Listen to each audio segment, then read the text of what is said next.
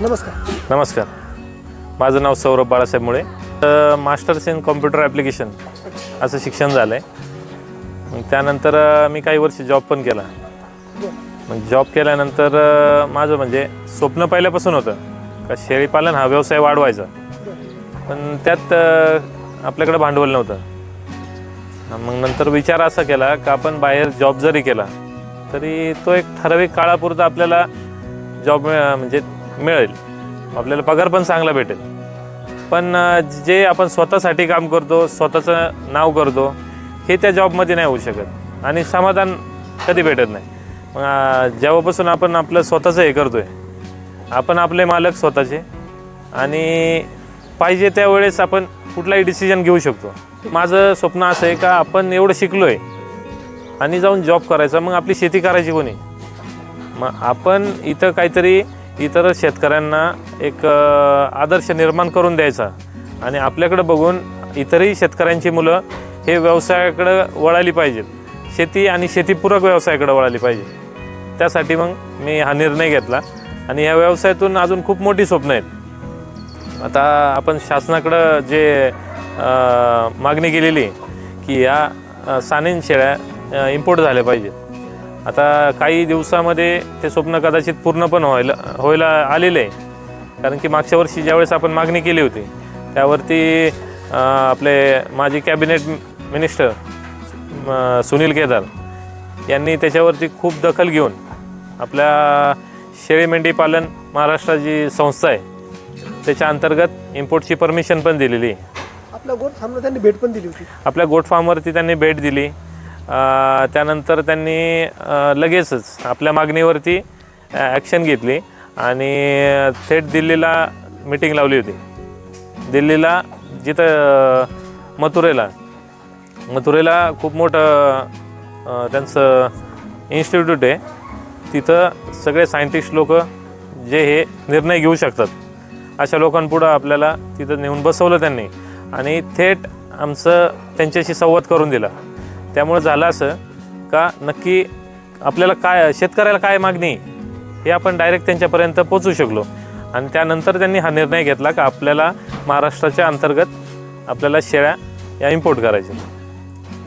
तुम्ही शेळ्यांसाठी जो मुरघास बनवता तो कशा प्रकारे कसं करता? ते मुरघास हा संपूर्णतः हिरव्या चाऱ्याचा बनवला जातो. आता इथं सुरुवातीला ही संकल्पना ज्यावेळेस आपण घेऊन आलो का मुरघास आपण बनवायला पाहिजे, त्यावेळेस इथं कोणीच बनवत नव्हतं.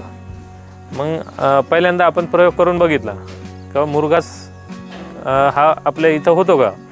मग यात कसं आहे, मोठी पॉलिथिनची बॅग येते 1 टनाची, त्यामध्ये आतमध्ये एक दुसरी पॉलिथिन असते आणि त्यामध्ये आपल्याला हिरवा चारा कटिंग करून त्यात भरावा लागतो. त्यात मग गूळ आणि मिठाचं मिश्रण करून आपण त्याच्यात टाकतो आणि हे टाकल्यानंतर ती आतली जी पॉलिथिन आहे ती पूर्ण एअरटाईट करून बंद केली जाते, जेणेकरून तो त्याच्यात मुरला जातो आणि मुरला जातो म्हणून त्याला आपण मुरघास म्हणतो. तसं इंग्लिशमध्ये त्याला सायलेज म्हटलं जातं. आता मग पहिल्यांदा आपण छोट्या बॅग भरायच्या 1 टनाच्या 1.5 टनाच्या. ह्या वर्षी आपण एक 5 टनाची बॅग भरलेली आहे. मला एक सांगा, आपण हा जो सानेन गोट फार्म सुरू केलेला आहे हा साधारण किती वर्षांपूर्वी ही संकल्पना सुचल्याने कधी चालू केलेली आहे? आता गोट फार्म आपण एक अलीकडं चालू केला आहे, पण आपल्याकडे शेळ्या 2001 सालापासून आहेत. 2001 सालापासून फक्त म्हणजे सुरुवात एका शेळीपासून झाली आहे. त्याच्यानंतर एक शेळी आपल्याला देवकर या कुटुंबाकडून आलेली आहे. त्यानंतर मग हे वडिलांनी एक 5 ते 6 वर्षापूर्वीपर्यंत त्यांनी हा एक व्यवसाय म्हणून पण केला आणि एक आपलं घराचं संगोपन थोडंफार प्रमाणात होईल या हिशोबाने केलं होतं. पण तिथून पुढं मग ते त्यांचा विचार होता का आता व्यवसाय बंद करायचा. त्यामुळे मग नंतर विचार केला आपलं आजपर्यंत जेवढं मार्केटिंग जे झालेलं आहे ते असंच संपून जाईल कुठेतरी आणि आपली जी ओळख आहे ती संपून जाईल. म्हणून म्हटलं आता ती ओळख आपण नव्याने पुढे नेऊ. म्हणून मग मी एक 6 वर्षापूर्वी ते परत नवीन पद्धतीने डोक्यात घेतलं आणि हा नवीन गोठा बनवला. साधारण किती जागेमध्ये आपण गोठा तयार केलेला आहे? हा संपूर्ण गोठा जो आहे तो एक 3 गुंठ्यामध्ये, 1.5 गुंठा हे बंदिस्त आहे आणि 1.5 गुंठा हे ओपनमध्ये. आता सध्या आपल्या गोठ्यामध्ये किती शेळ्या आहेत? आता सध्या लहान मोठं एक 35 ते 40 आहेत आपल्याकडे. आता भरपूर प्रमाणात विक्री झालेली आहे, त्यामुळं क्वांटिटी कमी झाली. आता हा ब्रीडिंगचा पिरियड आहे. आता ब्रीडिंग पिरियड संपल्यानंतर म्हणजे आपल्याकडे नवीन करडं जन्माला येतील. खरं तर पारंपरिक शेतीमध्ये अडकून न राहता किंवा शेतीला जोडधंदा म्हणून हे व्यवसायाकडे कसं पाहिलं पाहिजे शेतकऱ्यांनी, काय सांगा? आता तसं जर बघायला गेलं तर आपल्याकडं गाईचा व्यवसाय केला जातो, भरपूर प्रमाणात केला जातो. पण गाईच्या दुधावरती नियंत्रण सगळं सरकारचं आहे, आपलं त्याच्यावरती कुठंच नियंत्रण नाही. त्यामुळे जे सरकार भाव देईल तोच आपल्याला मिळतो. तसं आज शेळीचं जे दूध आहे हे खूप जास्त पटीत महाग आहे. पण ह्या बाबतीत कोणी व्यवसाय करायला मागत नाही का? आता आज गावठी शेळ्या इतर जाती झाल्या ते जास्त दूध देत नाही. म्हणजे सानेन आपण निवड केली पहिल्यापासून. म्हणजे माझ्या डोक्यात ही संकल्पना होती की आपण हा व्यवसाय स्वरूपात खूप मोठा व्यवसाय करायचा, जेणेकरून आपल्याकडं कमीत कमी 1000-2000 शेळ्या असल्या पाहिजेत आणि आपला स्वतःचा दूध व्यवसाय हा सानेन शेळीच्या दुधाचा व्यवसाय झाला पाहिजे, ही माझ्या डोक्यात संकल्पना होती. आणि इतरांनी ह्या गोष्टी लक्षात घेतल्या पाहिजे. आज शेळीचं दूध कमीत कमी 100 रुपयाच्या पुढे. मग जर आज आपल्याकडं काही शेळ्या असतील तर तुम्हाला हा रोजचा नफा चांगला होईल, गायींपेक्षा तरी खूप जास्त होईल. आता आपल्याकडे ज्या काही शेळ्या आहेत साधारण त्यातून रोज किती दूध जातं? नाही, आता सध्या या सगळ्या शेळ्या आटायला आहेत. मग आता यांचं बकरं वगैरे पिऊन बंद झालेले आहेत. आता नवीन लागण झालेली यांची, त्यामुळं आता त्यांचं दुधाचं प्रमाण एकदम कमी झालं आहे. आता अर्धा लिटर देतात ते. त्यामुळं हा व्यवसाय म्हणून म्हणजे बाहेर नाही देते, आपण सध्या घरीच वापरतो आहे. मी पाहिलं का हा जो आपला गोट फार्म आहे हा डबल मजली केलेला आहे, वरती शेळ्या आहेत खाली काहीतरी कोंबड्या आहेत. ही काय कन्सेप्ट होती? कन्सेप्ट म्हणजे आता तुम्ही इकडे बघू शकता, आपल्या या बाजूला आपला जुना गोठा होता. जुन्या गोठ्यात मला असा प्रॉब्लेम जाणवला का साईडनी आपण 3-3 फुटाच्या भिंती आहेत, त्याच्यावरती जाळी, पण तिथं व्हेंटिलेशनचा प्रॉब्लेम व्हायचा, हवा पास होत नव्हती, मग जमीन सुकत नव्हती. दुसरी गोष्ट त्यांना कोणाला जर इन्फेक्शन झालं तर मग ते सगळ्यांना व्हायचं. मग त्या याच्यात आपल्याला 2 वर्ष खूप त्रास झाला, कारण की जागा कमी आणि क्वांटिटी जास्त होती. मग त्यावेळेला 1 वर्षाला आपल्याला निमोनिया झाला सगळ्या शेळ्यांना आणि 1 वर्षाला खूप जास्त प्रमाणात डायरिया झाला. 2 वर्षात 2 पूर्ण लॉट माझे खराब झाले होते. मग आता म्हटलं काय करायचं, तर मग वडिलांना सांगितलं की आपल्याला नवीन आणि आधुनिक गोठा बनवायला लागेल, तर आपल्याला हा व्यवसाय पुढं करता येईल, नाही तर मग आहे त्या जागेवरती आपण करू शकत नाही. मग त्या ह्याच्यातून मी कमीत कमी 4 ते 5 गोठे वेगवेगळे बघितले आणि मग आपल्या मनासारखं म्हटलं आपल्याला सानेन शेळ्यांच्या हिशोबाने आपल्याला असं स्ट्रक्चर पाहिजे. मग आपण ते जे आपले वेल्डिंग वर्क्सवाले जे आहेत त्यांना सांगितलं का मला असं बनवून पाहिजे. मग जे आपलं नॉलेज आहे त्यांनी ते बघितलं कसं डिझाईन आहे काय. मग त्यांच्या नॉलेजनुसार त्यांनी मग मला सांगितलं का इथं आपल्याला असं करावं लागेल, तिथं तसं करावं लागेल. मग त्या हिशोबाने मग आपण डबल मजले बांधला आहे. आता यात कसं होतं, शेळ्या राहतात वरती, त्यांचं मूत्र लेंडी हे सगळं खाली जातं आहे, त्यामुळं त्यांना त्यांचा आणि मातीचा संपर्क येत नाही.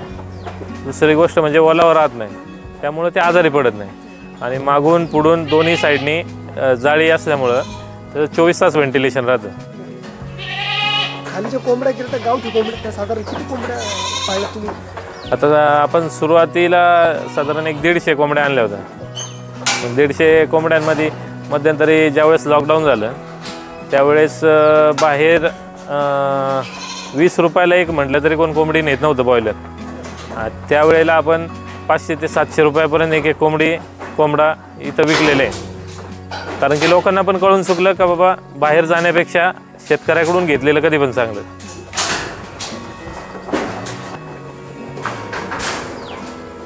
आता शेळीच्या दुधाबद्दल आपण थोडंसं महत्त्व जाणून घेऊ.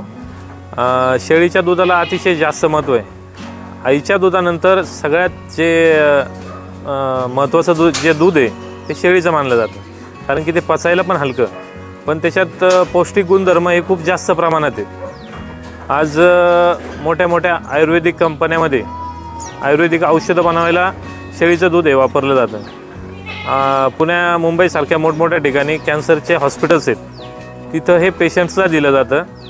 मोठे मोठे जेवढे पण आजार आहेत तिथं डॉक्टर तुम्हाला शेळीचं दूध पिण्यासाठी प्रिस्क्राईब करतात. का तर याच्यात खूप जास्त प्रमाणात औषधी गुणधर्म आहेत. आणि येत्या काळात आपण आपलं स्वप्न तेच आहे का प्रत्येक जो आजारी माणूस आहे त्याच्यापर्यंत आपलं दूध पोचलं पाहिजे. मी पाहिलं की या ठिकाणी काय लेंडी खत खूप मोठ्या प्रमाणात खालचं जे ग्राउंड फ्लोअर आहे त्यामध्ये हे केले, त्यातून युटिलाइज कशा प्रकारे करतात ते? आता ज्या वेळेसपासून आपण गोट फार्म चालू केलं आहे त्यावेळेसपासून आजपर्यंत आपण एकही ट्रॉली म्हणा किंवा खत हे विकलेलं नाही. आपण आपल्या शेतामध्ये पूर्णतः वापर करतो त्याचा. मग जास्तीत जास्त आपण वापर करतो हा ऊसात करतो. ऊसाला आपण रासायनिक हे जवळपास वापरत नाही, कारण की आपण पहिल्यांदा शेणखत वापरतो आणि ज्यावेळेस सरी वगैरे फोडायला येते ऊसाची त्यावेळेस संपूर्ण प्रमाणात आपण लेंडी खत टाकतो त्याच्यात, आणि जर जमलं तर मग मळी टाकतो. पण लेंडी खतामुळं तुमच्या वावराचा जो पोत आहे तो खूप जास्त प्रमाणात सुधारतो आणि होल्डिंग कॅपॅसिटी वाढते त्याची. गाया साधारण किती आणि कोणत्या व्हरायटीच्या? गाया आता सुरुवातीला आपल्याकडं फक्त HF आहेत, जर्सी गाय. मग एक 7 ते 8 तयार झालेले आहेत आता. त्यात आपण 2 विकत आणलेले आहेत, बाकी सगळे आपण घरी तयार केलेले आहेत. आता ह्या गाया असतील, या कोंबड्या असतील किंवा ह्या शेळ्या असतील, याचं जे मॅनेजमेंट किंवा याला आपण जे व्यवस्थापन म्हणतो ते आपण कशा प्रकारे करतात? म्हणजे तो आपला जो दिनक्रम आहे तो कसा असतो? आता सकाळी सुरुवातीला 6 वाजता आपण सुरुवातीला 6 वाजेपासून आपलं सगळं नियोजन चालू होतं. त्यात मग कसं होतं, आपलं सहकुटुंब या व्यवसायामध्ये आपल्याला मदत करत असतं. मग आता 6 वाजता आपण गोठ्यात येऊन गोठ्यातली पहिली साफसफाई करून मग त्यांना चारा टाकायचं नियोजन असतं. मग चारा टाकल्यानंतर त्यांचं गायांचं दूध वगैरे काढलं जातं, शेळ्यांचं दूध वगैरे काढलं जातं, बकरांना पण दूध दिलं जातं. आणि त्याच्यानंतर मग जे काय आपल्याला त्यांना पशु आहार आहे, पशु आहार वगैरे सगळा दिला जातो त्यांना. आणि सकाळी टायमिंग साधारण एक 9 वाजेपर्यंत त्यांचं सगळं खाणं पिणं झालेलं असतं. परत नंतर आपण 4 वाजेपासून त्यांना खायला टाकायला सुरुवात करतो आणि संध्याकाळी 8 वाजेपर्यंत त्यांचं सगळं काम वगैरे संपलेलं असतं. एकंदरीतच तुम्ही हे व्यवसायाकडे कसं पाहता आणि इतर शेतकऱ्यांना तुम्ही काय संदेश द्याल किंवा काय सांगाल त्यांना हा व्यवसाय करण्याबाबत? तुझं शिक्षण आणि आता यात कसं आहे, गाई व्यवसाय आणि शेळी व्यवसाय हा एक दुसऱ्याला पूरक व्यवसाय. कारण की आज आपण बघतो सगळीकडं प्रत्येकजण गाया पाळतात. शेळी म्हटलं तर एखादी 2 शेळ्या असतात त्यांच्याकडे, पण गायांमध्ये आपण म्हणावं असं फक्त कसं आहे, कंटिन्यू रिटर्न्स चालू असतात पण जास्त प्रमाणात नसतात. आज आपण शेळी या व्यवसायातून वर्षाकाठी कमीत कमी एक 8 ते 10 लाखापर्यंत आपण त्यात उत्पन्न घेतो. नमस्कार, मी सुषमा सौरभ मुळे. माझं शिक्षण MCA झालं आहे. माझं माहेर सातारा. सातारामध्ये वडिलांची शेती होती, पण आम्ही कधी केलं नव्हतं, शिक्षणासाठी बाहेरच असायचं. तर त्याच्यानंतर लग्न झालं. लग्नानंतर मग आमचा प्लॅन ठरला की बाबा आपल्याला हा व्यवसाय पुढं चालवायचा आहे. पप्पांनी तर उभं केलेलंच होतं, त्याच्यामध्ये नाव पण होतंच. तर म्हटलं आपला बिझनेस आहे तर आपण का सोडायचा ना. मग जॉब वगैरे न करता आम्ही म्हणजे होता यांचा सोडून आम्ही गावाला आलो. आणि त्याच्यानंतर मग काही येतच नव्हतं मला सुरुवातीला, पण मी हळूहळू शिकून घेतलं. थोडंफार त्रास व्हायचा सुरुवातीला, नंतर सवय झाली. आणि आता आम्ही सकाळी लवकर उठून पहिलं शेळ्यांचं दूध काढतो, त्यांचा चारा, गायांचा चारा करतो, शेळ्यांचा करतो. शिवाय बकरांना पिलांना दूध पाजण्याचं काम आज घरातले सगळे टीमवर्क असतं. घरातले सगळे मेंबर आमचे काम करतात. आता आपला गोठ आहे ना, हा फार छोट्या प्रमाणात आहे. आम्हाला खूप मोठ्या प्रमाणात करायचं आहे आणि याच्यासाठी आम्हाला सरकारकडून थोडीशी मदत पाहिजे.